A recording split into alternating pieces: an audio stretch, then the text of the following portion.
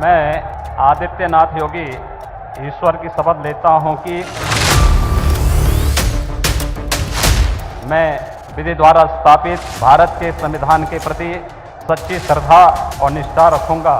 एक बड़े लीडर के तौर पे जो है योगी जी मोदी जी के बाद सामने आए हैं, क्योंकि पहले जो है तस्वीरें सामने आती थी अमित शाह जी और मोदी जी साथ में दिखते थे, लेकिन अब जो है योगी जी और मोदी जी साथ में दिख रहे हैं। तो सर मेरा आपसे ये सवाल है कि जिस तरह से सेकंड टाइम जो है उन्होंने इतने सारे मिथक तोड़े हैं, सेकंड टाइम सीएम इतने बड़े राज्य मतलब देश के सबसे बड़े राज्य के सीएम बने हैं, तो क्या लगता है 2024 के बाद जब 29 आएगा तो क्या लगता है बड़े चेहरों के लिए एक चुनौती बन जाएंगे क्या सीएम?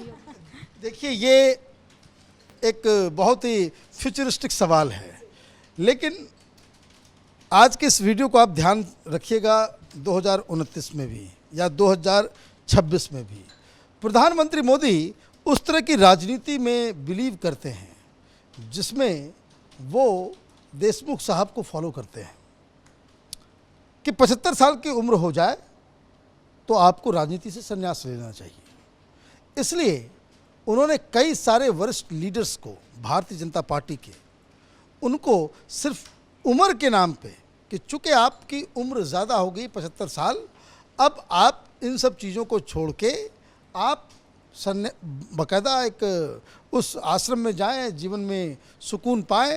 एक्टिव राजनीति से आपको दूर किया जाता है, जिसका बहुत विरोध भी हुआ।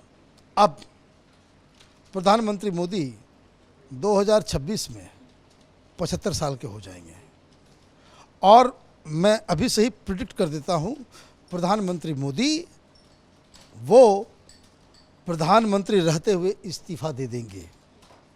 अब ये तो एक पार्ट हुआ, अगर वो इस्तीफ़ा नहीं होता है तो 2029 में भी कोई वैकेंसी नहीं है।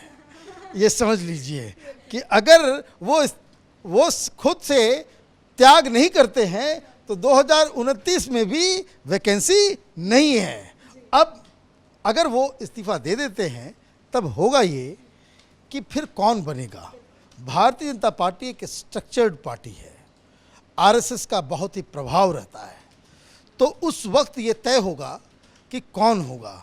और ये बात बिल्कुल सही है कि योगी आदित्यनाथ आज की तारीख में हिंदुस्तान के नंबर 2 पोजीशन के लीडर हैं। मोदी के बाद अगर किसी की पॉपुलैरिटी उस लेवल की है तो वो योगी आदित्यनाथ की।